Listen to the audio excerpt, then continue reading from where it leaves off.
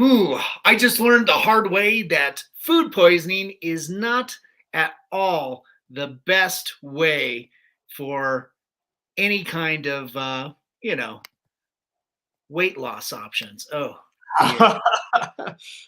Do not do that ever.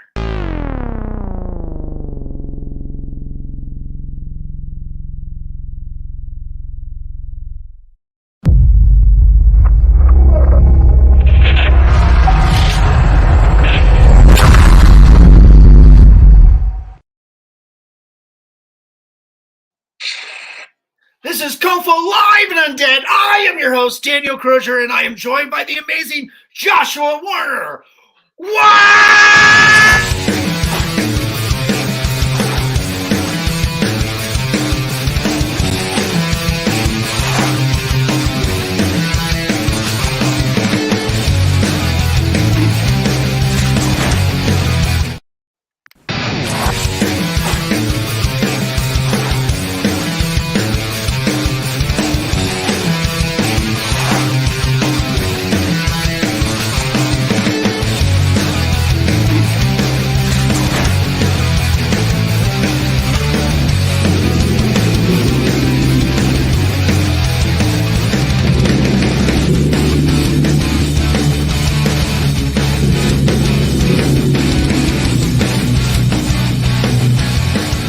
Something on my face.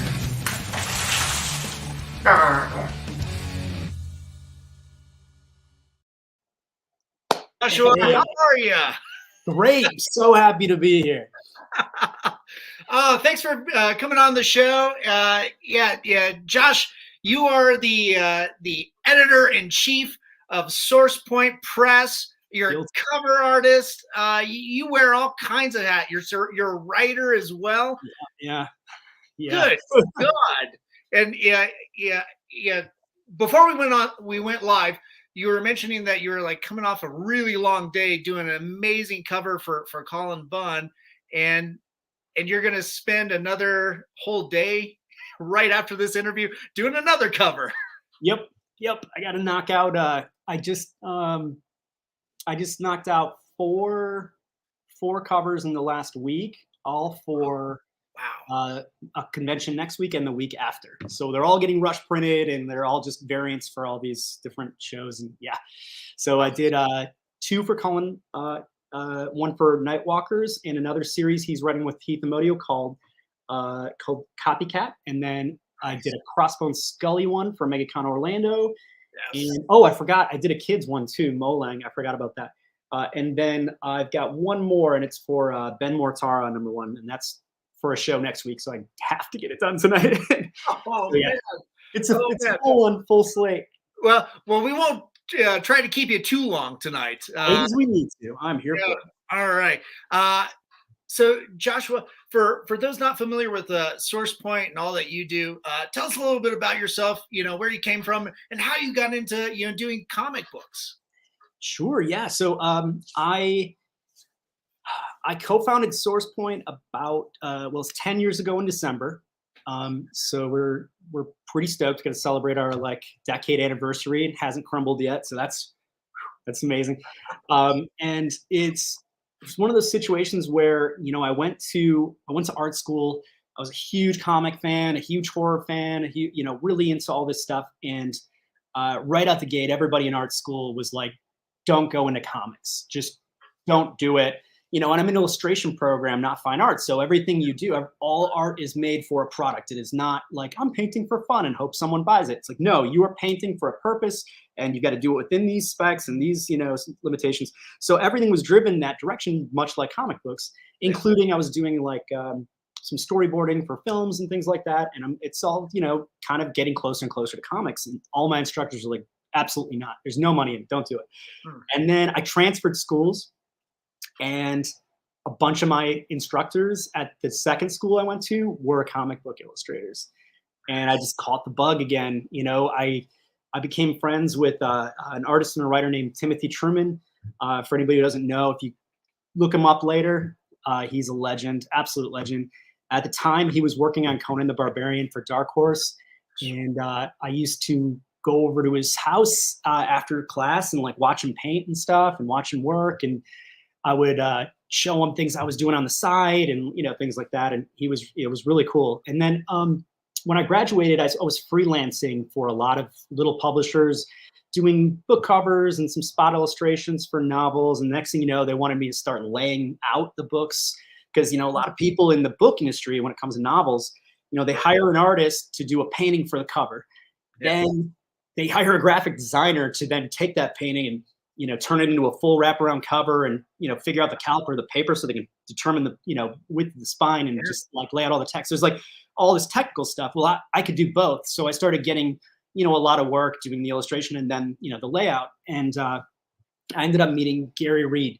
So Gary Reed was a kind of a legend in Michigan indie comics. He had a publishing company in the 80s called Caliber Comics.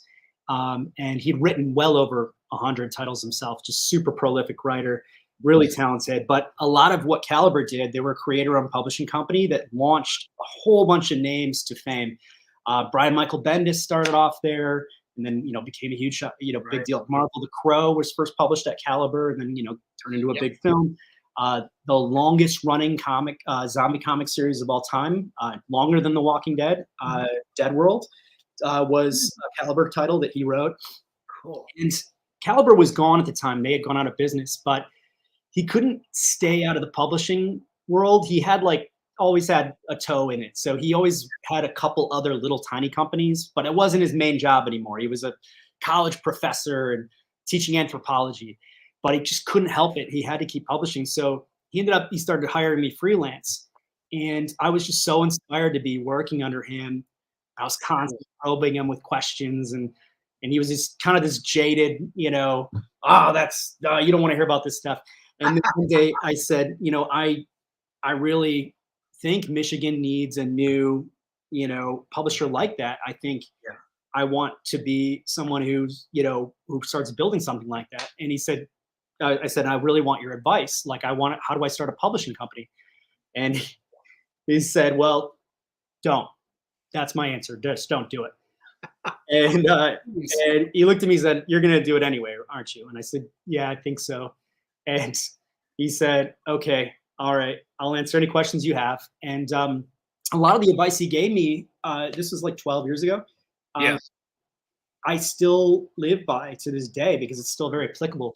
And, you know, he ended up not long after, you know, a few years into SourcePoint's existence, he ended up bringing Caliber back. He just couldn't help it. So Caliber came back, and then it was on the rise.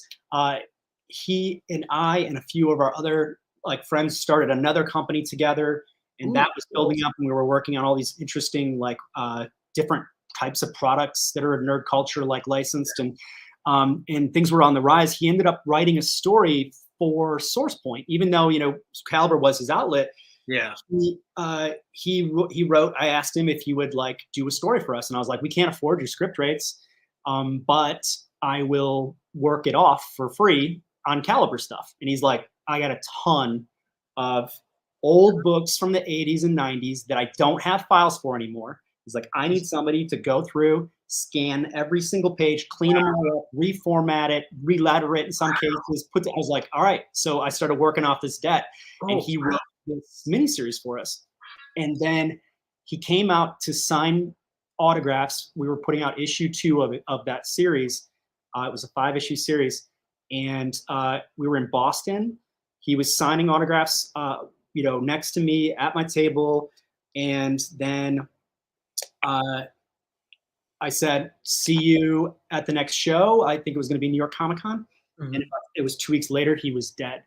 A huge surprise to everyone, his family included, all of us. It was a gigantic shock. And none of us saw it coming. We were distraught, you know, and it was a really interesting funeral. A lot of people from all over the place, you know, came out to be there for it. And he was a legend. Like, a lot of people just don't know. Like, he was always kind of like very quiet behind the scenes guy, but like he co-founded McFarlane Toys with Todd McFarlane. When Image first came up, they did the same thing I did. They all went to Gary and said, how do we do this? Right. He helped build image with them and like help them do everything. He was always that just behind the scenes guy. And I see like his influence on the industry everywhere I look. The quality that he brought to toys is like, as president of that company is still like the top tier to this day. Yeah. It's incredible. There's now there's an award they give out every year in his honor, and the Jerry Reed Award. And I won the award last year. Oh, cool. And out of the nominees, I was the only person nominated that actually had known him personally. And it meant the world to me to win that. I didn't think I was going to, so I didn't prepare a speech or anything like that. And then I ended up getting up there and just telling stories about him. And next thing you know, I'm crying on stage. Everybody in the audience is crying. Got real emotional. Yeah. But those are the best moments, though. Those are the ones that are most endearing and you hang on to. Definitely, yeah. And ever since I've been, Source Point, it took about 5 years. For 5 years, I never made anything. I always had to put the money back in, so I wasn't able to collect a paycheck or anything like that. So I had no choice but to have a full-time job. So I was working in fashion design. And wow, that's a cool side job. Yeah, it's a weird job. Yeah, I designed custom jackets for rappers. Nice. Yeah, like LL Cool J went on his like greatest of all time tour. Like I designed all the jackets that he wore on stage and all that stuff. Oh my god, it was weird. Yeah, it was a whole separate part of my life. And meanwhile, I was working for this this design studio, and I was constantly saying like, listen, I got a Comic-Con this weekend and the weekend after that. And then in 2 weeks after that, I got another one in a different state. I'm going to need all these days off. I was chewing through all my vacation time, traveling, trying to keep Source Point going. And I ended up having to negotiate something with them where I would work less days during con season a week with them. And then on the off seasons, I would work 6 or 7 days a week with them. Whatever I could do, and it just got to the point where they were 2 full-time jobs, and I couldn't do it anymore, and I had to take the leap. And my business partner, Travis McIntyre, he was my safety net. Like I knew that I could do it because he had a mind for business, and I don't. And that's really what it comes down to. I've learned a lot since then, but yeah, we kind of took the dive, and now we have a massive warehouse and an office, and we got giant team of employees, and we're doing toys and games and plushies now, and like a whole line of comics, and we're working with some really cool people, and it's been awesome. And I get to go back to kind of creating too, which is nice. I had to take a long time off where I was just focusing on other people's projects, and now I'm getting to write again and paint again, and it's pretty nice. Oh man, that's so cool. It sounds like you're living your dream of doing all these amazing projects under one umbrella. Yeah, it's fantastic. I don't have to freelance anymore. Like it's so great.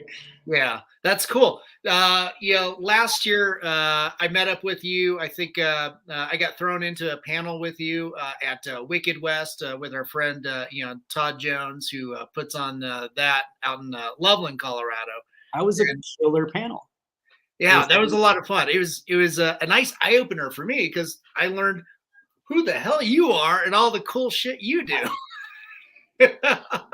I was so surprised. So, I mean, I have a really strong following and readership in the Midwest and the East Coast, like Massachusetts down to the Carolinas, that whole area. But the Western side of the country, it's not a big question mark for me.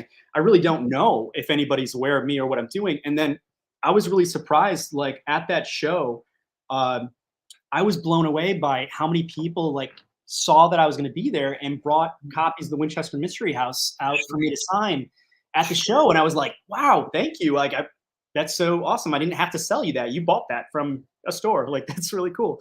I was surprised. I had a really nice support system there. Colorado is awesome. Really great.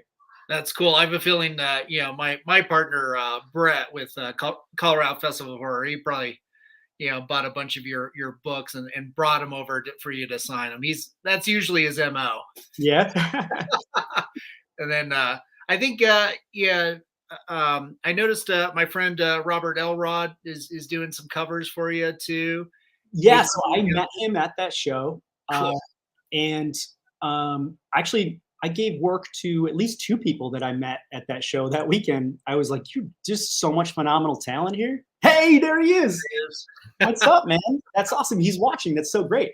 And the thing was, I was just dying to use him for something because he has such an incredible style.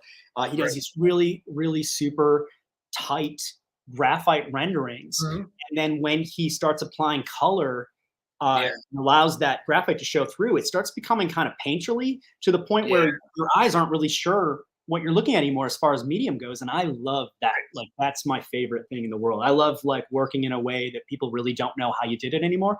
And that's kind of the vibe I got from him. It's a very different, completely different way from how I work. But I was working on developing this horror universe with Garrett Gunn called The Curse of Cleaver County. So it's like it's an actual map of a fictional county that doesn't really exist, but we are plugging. There it is. So there's the cover that I ended up having Robert do for me, and I was blown away. So this was the first time that anybody had seen my character in Cleaver County. So this is a character called the Direville Devil. That's what the newspapers call him.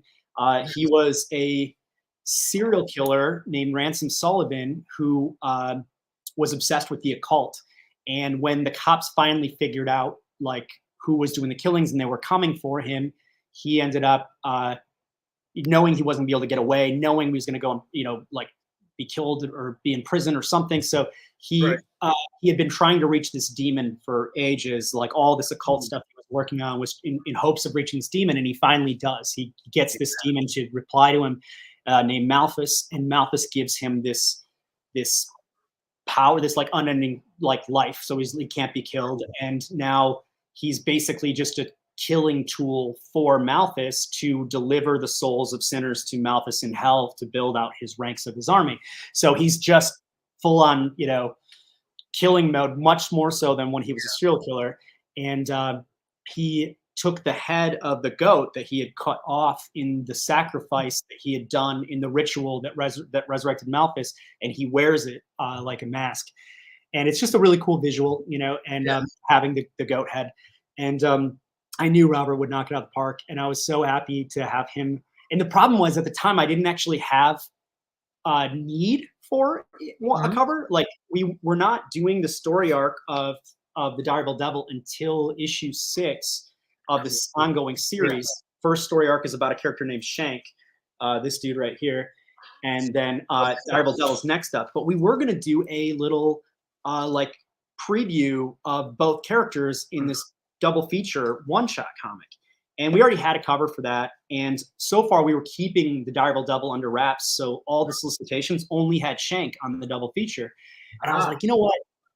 This is a perfect time. I'm just gonna, even though like I didn't have like a retailer lined up or a need or whatever, I ended up just paying out of pocket. And I was like, I couldn't pay you much, Robert, I'm sorry. But like, I really, really want to try out one of your pieces and try to like, get it out there and get, retailers excited. Because retailers come to us all the time and say, I need an awesome artist. I want to pay you guys to do an exclusive variant just for my shop.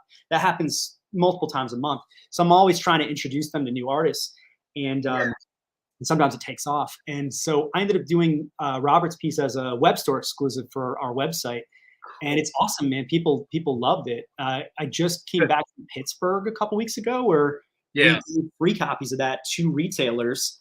And I met with about 250 retailers and gave them all a free copy of Robert's cover.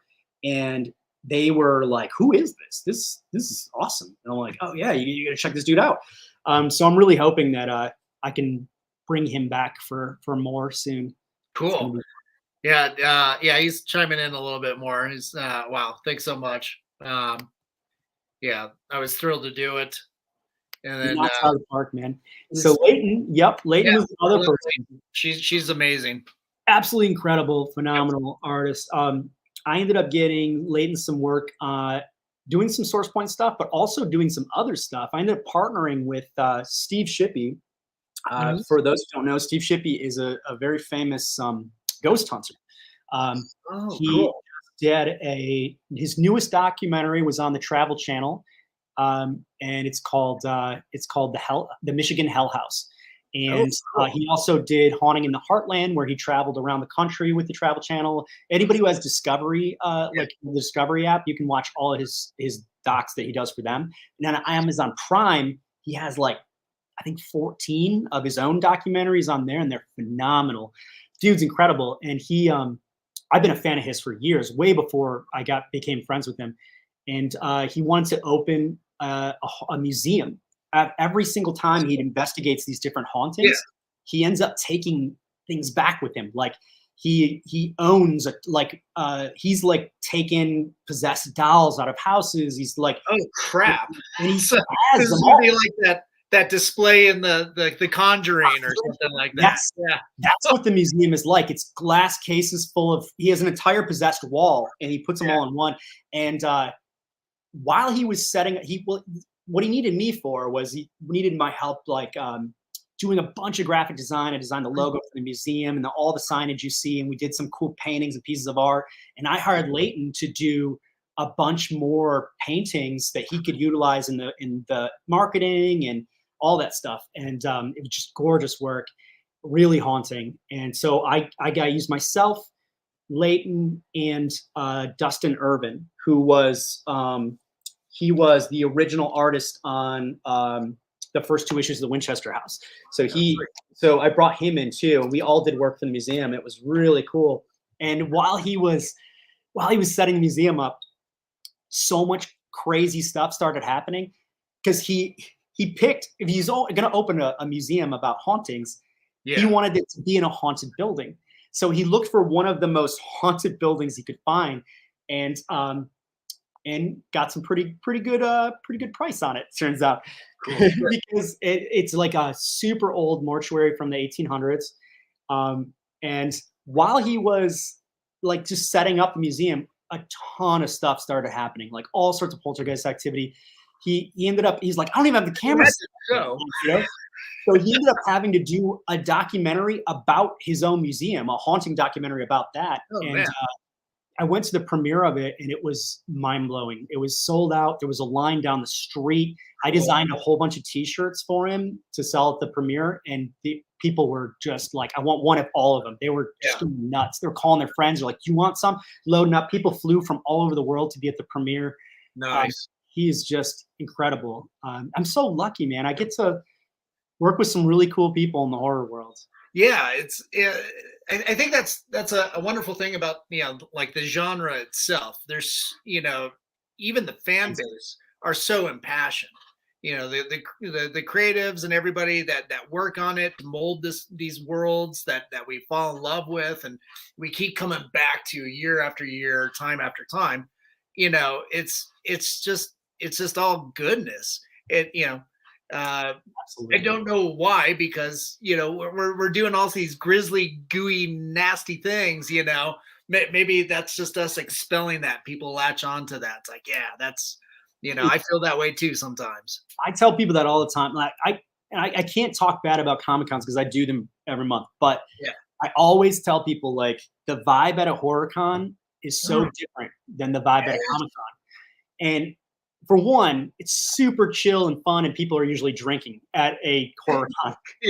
That's true. The hotel one, But I'm always saying, like, I was like, to give us an example, like, if you're an indie creator and you've got something that you worked really hard on and no one knows about it because you don't have a publisher, you don't have marketing, you don't have any of this stuff, and you're at a Comic-Con, there's almost like there's a certain percentage of attendance that's going to look at it and go, well, it can't be that cool because I haven't heard of it before. Like, they've got this elitism. Right. And then you go to a horror con and they're like, give me the most underground shit I've never heard of. I want the weird shit. Yeah, look, nobody's ever heard of this. I got to take it. Like, that's the vibe. It's so different. And I love that. And it's also like, they're like the nicest people in the world, always. And it goes all the way up through the guests too. Most guests, not all, but most guests at horror cons are the nicest people you'll ever meet. Very much so. That's been my experience. Robert and I have done comic cons and horror conventions together, and it can be hot and cold. You can get lost in the noise at a comic con, especially the big box ones, right? Sure. And then at the like Mile High Horror Film Fest out here, that was my introduction to like the horror community. Less than a tenth of the turnout, for a horror film festival as there was for like say Denver Comic Con. And as a vendor, we made just as much money, and we talked to everybody. Everybody stopped by. They're going to see their movie. They were curious. What is this? What's this about? So that was absolutely astounding and quite the eye opener for me. So. Maybe love the people even more. I was in Atlanta, and I was doing Days of the Dead. It was the last show that Rico Browning did, actually. For those who don't know, he played the creature from the Black Lagoon in all three films for all the underwater shots, because he was like a stunt man who could do all this underwater stuff, and as well as an actor. And he made those underwater scenes. He took those monster movies and turned them into works of art. He was so amazing. Also, he was the last living Universal monster, and just passed away very recently. Right. And it was such a great weekend for me in some ways. It's horrible in other ways. It was great because I ended up getting to spend a lot of time with him. The first person I ran into when I got into Atlanta was his daughter. And she's like, "Do you know where I'm supposed to go? And my dad's a guest." And I'm like, "Yeah, I can help you, no problem." And I'm like looking at her. Yeah. I'm looking at her age, and I'm like, "Your dad's a guest?" And I'm like, thinking in my head, I'm like, "Your dad's got to be pretty old if you're saying he's a guest and you're his daughter." So I'm I'm just taking a wild stab in the dark. I'm like, is your dad Rico Browning by any chance? And she's like, "You know him?" I was like, "Are you kidding? Of course!" Like he's the one person I'm most excited to like see here this weekend. Right. But anyway, I ended up getting I got robbed, and they had taken my phone and my wallet, and they took all my con cash, and they took my laptop and my clothes. Like I had nothing, absolutely nothing. And so I'm now several states from home with no cards, no anything. The only thing I have is the product that was left on my booth, my table. Like that's all I have. When the word got around through the convention of what had happened, every single person, like guests and attendees, all got up. They lined up at my booth. They all paid cash, and they all bought something just to make sure I was going to get all the way back home safe, that everything was going to be fine, and that I was in tears. I was so moved by it. Absolutely incredible. The horror community is one big family. Always, and they always have each other's backs. I love that. Yeah. Oh, that's sweet. That's so wonderful. Speaking of horror family too, Todd just chimed in. Oh man, how's it going? I'm so glad you're here. Yeah, we were talking about you earlier. All nice things too. Yep. We're looking forward to. Well, I don't know if you're going to be back out for Wicked West this year. I don't think I'll be there this year, but I'm excited to hear all about it. I'll be watching for pictures online. Yeah, and then Chris. Hey, Chris, what's up, man? Thank you so much for Chris. You've been super supportive of Crossbone Scully, and I just want to personally take a quick second to say thank you very much, man. You rock. Hey, see, you got the big tier. So I'm gonna remember this. I'm gonna put a note. I'm gonna make a super badass drawing for you. And when it goes to the warehouse, it's going to fulfill all the orders. I'm going to put a note with your name on it and be like, "This particular sketch is for Chris." So if you have any requests for your sketch, drop it here while we're talking. I'll write it down. I'll remember it. Nice. Yeah. The horror community is a safe space. Is the safest space too. It really, really is. That is. Those who don't know, Lex Lyon is also an incredible artist and game designer, and in fact, one of the covers that I'm working on tonight, she collabed with me on. She's super badass. That's awesome. Oh my god! Yeah, you got a lot of friends and a great support system, you know, coming out here on this. Yeah. Oh, Scott Strange is in the house, so he's saying hello. What's up, Scott? Yeah, let's chat a little bit about the current Kickstarter with was it Crossbone Scully, right? Yes. The Thing #1. That's the Yes. name of the book. But it initially started out kind of as an art piece that what was it? Tom Hendrickson from Alice Cooper. Yeah, so Tommy Hendrickson is the guitar player for Alice Cooper and the Hollywood Vampires. For those who don't know, the Hollywood Vampires lineup is Tommy, Alice Cooper, Johnny Depp, and Joe Perry from Aerosmith. That's like the core. That is so nuts. Yeah, it's really crazy lineup of people. And so he wanted to do this concept album, and he wanted to apply this story to it, but he only had these kind of he just had a lot of ideas. He didn't really have like a full-fledged story. So that's, when he got in touch with me and Riley Andrew Donahue. Riley Andrew Donahue is, he actually works on, he's like a video editor and animator and director, and he does everything. But his main gig is he works for NBC for Saturday Night Live, doing a bunch of stuff for them. And he's also just a huge rock and metal fan, and so it like worked out. He ended up working on a music video with Ozzy Osbourne, and so Tommy was like, "That's my guy. I got to work with him on this." So he really helped kind of build out this world, and I'm kind of laying in all the details and the dialogue and giving voices and plot to this whole universe. And the way the story goes is Crossbone Scully is a time traveling extraterrestrial who has fallen in love with this time period of Earth because he loves our music. And he will come down to Earth from time to time and shapeshift into a human form so that he can go to concerts and party. And he's become this huge, rock legend. Well, Earth ends up becoming under attack by this character called the Sorcerer, who is played by Johnny Depp in our short animated film. Nice. And it's from there, like Scully has to basically come and try to save the world. And this is going to happen to us in our near future. So Scully is now coming to Earth to warn us of what's to happen, to tell us this story so that we can prepare ourselves so that more of us can survive what's going to happen in the near future. And his way of trying to tell the world this is to gather together what he thinks are Earth's heroes, like mightiest heroes. Right. But to him, those are all of the rock stars that he's been listening to when he taps into our airwaves in his ship. So he's been listening to rock and roll from Earth, and he comes down to Earth to tell Tommy Hendrickson he has a story he needs to get out. And Tommy's like, well, I write music. I don't know how else to tell a story than to make music. He said, well, gather all your friends. Let's make music. And so there's a Crossbone Scully album that is coming out later this year. The first single's out right now. It's called Evil World Machine.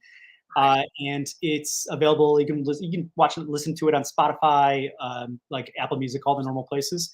And then in November, Tommy Hendrickson and Riley Andrew Donahue and myself all went to San Francisco, and we did a big signing, and we debuted the short film to the world at that convention. And Crossbone Scully came in person down to Earth for the convention to do 2 signings and to be at the unveiling of the video. You can find photos of it online. Some lucky people were able to get this rare ash can that was only available at the show. Nice. And depending on when you went there, you might have gotten it signed by Tommy and myself and Riley, or you might have gotten it signed by Scully, Tommy, and Riley. But for whatever reason, Scully and I were never there at the same time. So I don't have his autograph on my copy because things were always just a little bit off. Yeah. Yeah, it's okay, Clark Kent. Say no So, more. It's going to happen again. In fact, I haven't announced it yet. I was planning to do it in a press release next week, but I'll announce it here for you guys. All right. Tommy and Scully are rejoining me in 2 weeks in Orlando at MegaCon. It's going to be a big surprise. Anybody who's showing up, they're going to get there. All of a sudden, there's going to be a rock star and an alien signing autographs at our booth. It's going to be a ton of fun. Nice. So you hear that, everybody out there? Go to MegaCon in 2 weeks and say hi to Joshua and to Skullbones or Crossbones, sorry, and to Tommy. That's going to be amazing. Also, don't tell the label, but we'll be playing the entire album at our booth, even though it's not out yet. It'll be your only way to hear some of the other songs. My lips are sealed. But it's incredible. So we got the support of like everybody, man. Alice Cooper, he's been super supportive and super involved. I just saw him the other day. I got to hang out with him, and he's like the nicest guy in the world. His wife Cheryl Cooper as well. They've both been super supportive, and they both do some voice acting in the short animated film, which you can watch for free on YouTube too if you just Crossbone Scully. Oh, nice. And Nikki Sixx from Motley Crue, such an amazing dude. He's been so supportive and so wonderful. So he's been involved, and he's also in the film, and he's also going to do some guest appearances on the album, along with drummer Glenn Sobel from Alice Cooper. He's also doing some guest appearances. Phil Collin from Def Leppard, legendary producer Mutt Lange, who did like every single major rock album and like that we've ever heard, and then went into retirement. He came out of retirement to produce Crossbone Scully's album. God, that's just one album. That it's incredible. Like it's literally like it's like the Expendables but with rock stars. It's so rad. Johnny. Cool. So Crossbone Scully has this it's a lock that he wears on a chain, right? Yeah. And it's very similar to one that all of the Hollywood vampires have. So all the Hollywood vampires have one. Nice. And they have like a little like vampire bat on all of them. But Crossbone Scully's is similar, but it has a CS logo engraved in it. I was supposed to have one. Tommy had one made for me. Oh, man. I never got it. Dude. And you know who's wearing that damn thing right now? There's pictures of him all over the internet wearing my freaking necklace. Who? Johnny Depp. Oh, wow. I'm going to fight him. I want it. Yeah. Well, Johnny, you know, he did some voices for, he voices the main villain in the short film. So, you know, Tommy and him are really good friends. Tommy actually has a private studio with a bunch of his own equipment set up in Johnny Depp's house. So like, because Tommy lives in Switzerland, but he's constantly over here. So he has a couple different places. He needs like a West Coast place to leave all of his equipment when he's trying to record stuff. So he goes over to Johnny Depp's house and he has, you know, a little setup there. And yeah, it's incredible like how all these people have gotten involved. And I'm so lucky to be part of it. The campaign itself is the coolest Kickstarter ever. It's Crossbone Scully himself is running it. He's stealing Wi-Fi. And he's floating just above our atmosphere in his ship, the Hell Driver. So in all the pictures, like the one that's up right now, if you look at the background, all the photos of the merch that you can get, they're all taken in his ship. So you'll see all sorts of all the backgrounds are from the Hell Driver because he's the one doing this. But because he is who he is and he is holding his very first crowdfunding campaign, anyone who messages the Kickstarter page or leaves a comment, Crossbone Scully himself is the one answering them, and you never know what's going to come out of his mouth. So be careful and just be warned. He's not human. Awesome. Hopefully it's delightfully crass. He definitely told a story in the comments of the Kickstarter, which no one asked him to, about a time that he visited Earth several decades ago to see the Beach Boys, ended up at the drummer for the Beach Boys' house. And for some reason, Charles Manson was there, along with a whole cult of people, and they were all naked. And he stole a drumstick and left. And at least according to the story that he left on these Kickstarter comments for whatever reason. Yeah, it's a really neat campaign. Nothing quite like it.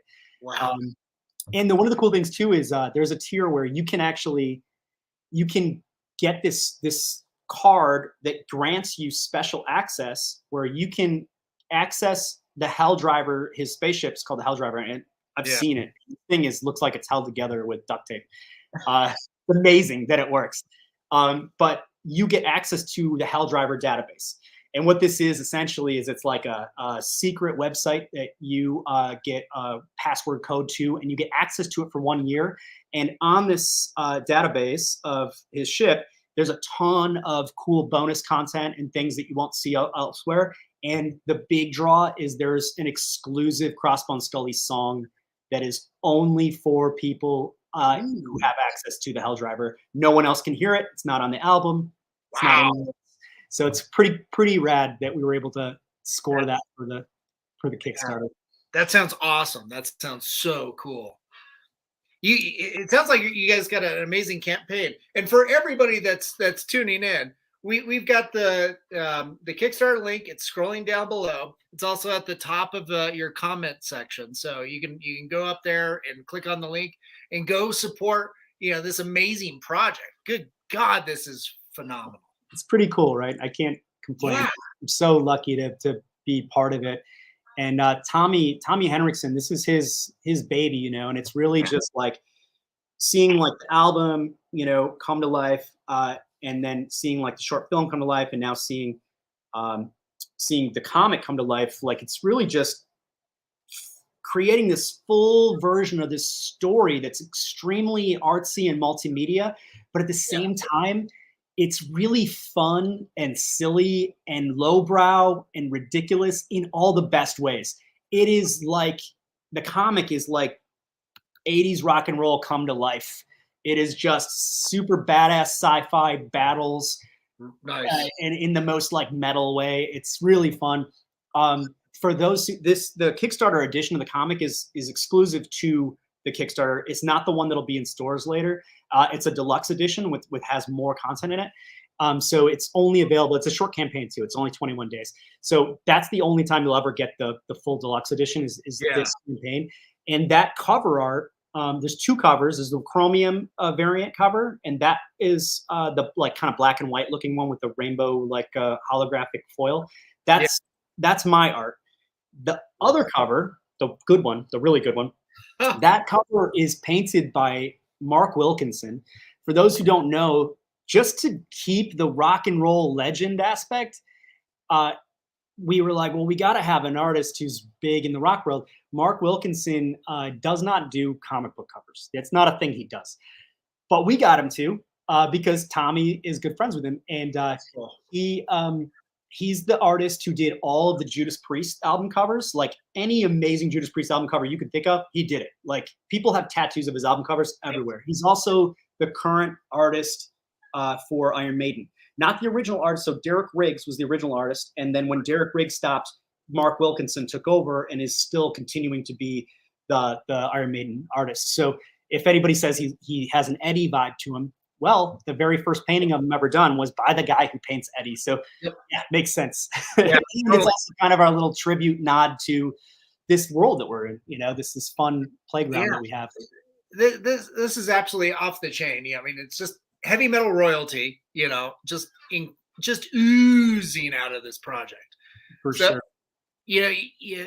And you mentioned that the animated short that's on YouTube. That's free for anybody to go see. I'll post it after we once I dig it up and in the broadcast. I'll post it on the comments on YouTube. But it seems like this thing could have more legs and just kind of keep going, in comic book form or in other areas, maybe an animated series or something to that. Absolutely. The style that Riley did that film in is so amazing. It's so badass. And the people who are attached to it are so big. I can't say anything, but there's a lot of interest in expanding it. Yeah. Because there's nothing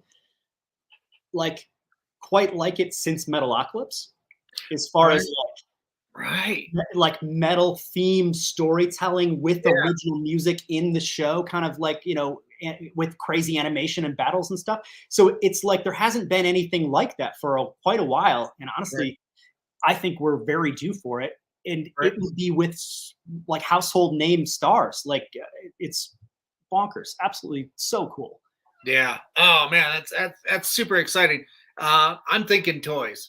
You know, Oh my gosh. Can you that's imagine how that's what cool I it'd gotta be? do. Yeah. Hey, Todd McFarlane toys. Just saying. I I I actually had to take a break. So I'm writing for like a ton of different things right now. Cool. Like almost entirely horror, except for one thing that I'm doing with a Netflix TV show for kids. I'm doing a graphic novel for them.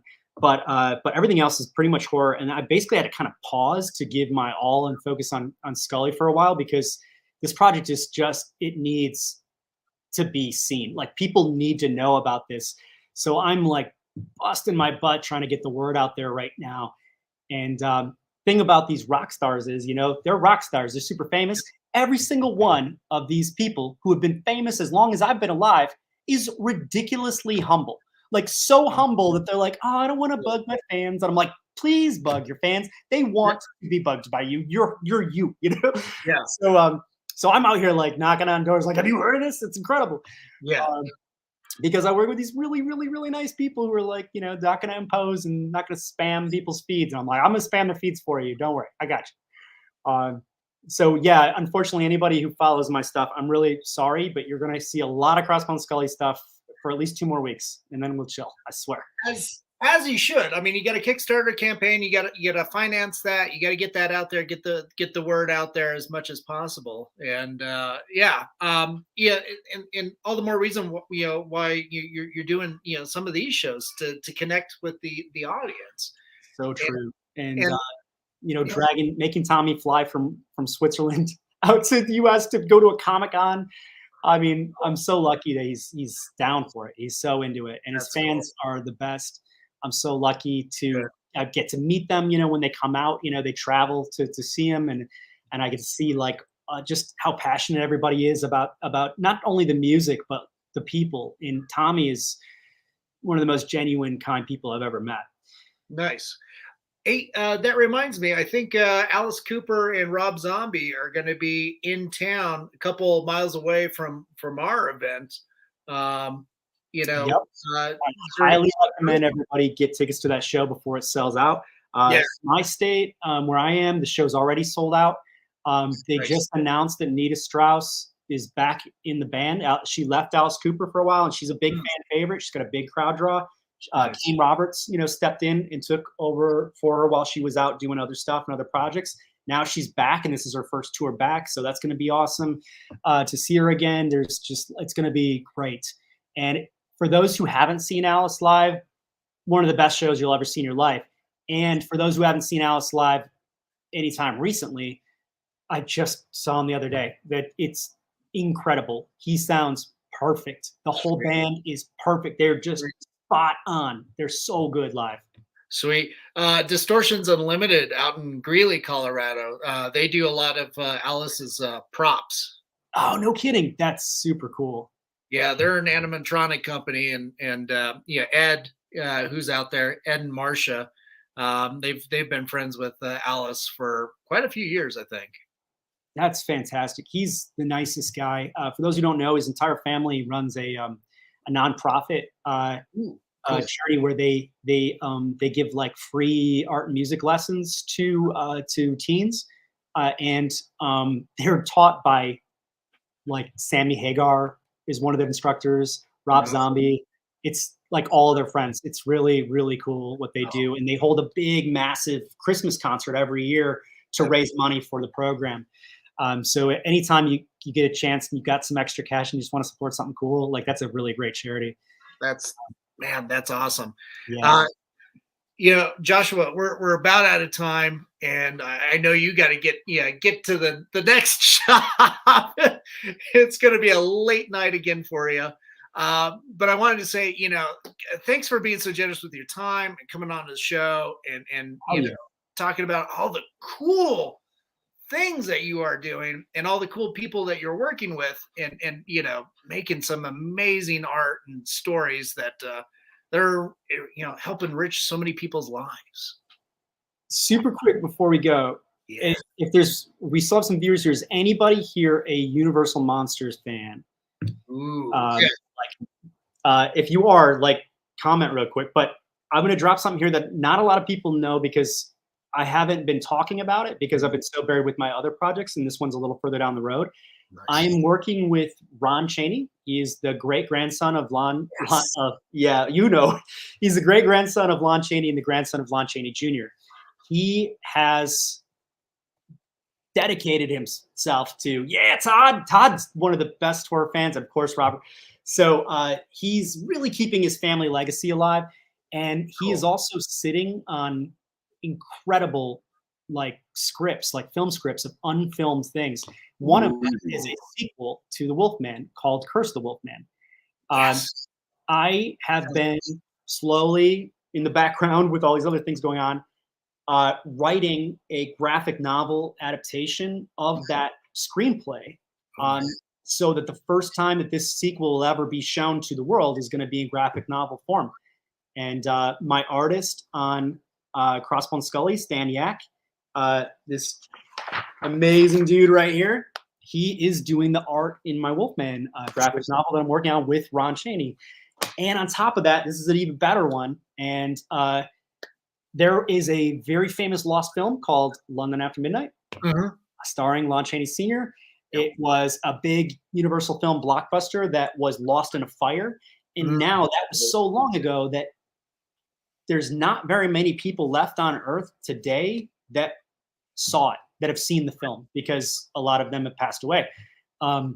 So it has now become this legendary lost film where every year some person pops up claiming to have found a reel, and it's always a fake, and I'll sell it for $3 million or whatever. And so they have the rights to the script and the original screenplay and everything, and we are also adapting it straight from scene for scene from the film that we can't see.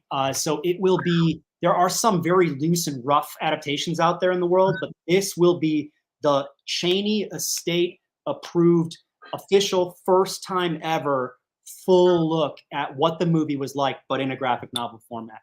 Wow. I'm just publishing that. I'm not writing that one. Dirk Manning is writing that one. And Mariana Piscosta is the artist on that. She's phenomenal. She does the Twisted Haunted Highlands comics that we also publish. Yeah, just really cool team. Anyway, I didn't want to hold it, but I just want to let you guys know because it's so cool. That's amazing. I had to let you guys, something to do later this year. Dude, that's we're gonna have to have you back on when you're closer and more involved in getting that thing out there. That sounds absolutely stunning. So many people are gonna be just love it. That's so cool. And then Bree just she knows, yeah. So that's the name of the shirt I was talking about that Alice Cooper runs. Cool. I also know Calico, his daughter, her and Chuck Garrick, also from Alice Cooper, they have a band called Beasto Blanco. If you haven't listened to Beasto Blanco, they're so good. Oh my God, they're so good. Nice. Check out a song. They've got a song called We Got This. And that is my jam. Whenever I need motivation, that song, so good. Anyway, we do a comic with them too. That's awesome. They're badass. They're wonderful people. Oh, dude, I could talk with you, all night. But man, again, Joshua, thanks for coming on. And for everybody out there, make sure you go to the Kickstarter, show your support. Let's get this project out there, and let's entertain the world. This sounds like so much fun. Cool. Yeah, it really is. It's a ton of fun. You guys will not regret it. Please go check it out. If there's an easier one to remember too, if you can't find the link later and you want to do this tomorrow, crossbonescullycomic.com forwards right to it. Nice. Cool. Joshua, thanks again for coming out. Stick around for a few minutes while we sign off. But to everybody that tuned in, thanks so much for tuning in and learning about all the cool shit that Joshua does. I learn so much more every time I talk to him. Thanks so much for having me. Thank you so much, everybody, for hanging out with us at night. You guys are fantastic. Really appreciate you. Yeah. And you remember, coffee at night. That's the best. Yeah. Coffee at night in a Bates Motel mug. Yes. Yes. Nice. And to our sponsors, to Mutiny Information Cafe, thanks so much for supporting us. And of course, if you're going to start a revolution, make sure you're caffeinated. Our friends at Hellfire Entertainment, thanks for rebroadcasting us on your social media. And of course, Groovy TV and Alien Donut Films and Angela Joseph Productions. Thanks so much for supporting us, and my producers, Lily Fisher and Amanda Armstrong and Stefan Santa Cruz, of course, and everybody out there who tuned in. Thanks so much, guys. Be good, be kind, help each other out during tough times, and stay spooky, everybody. Have a good night. We'll talk to you later.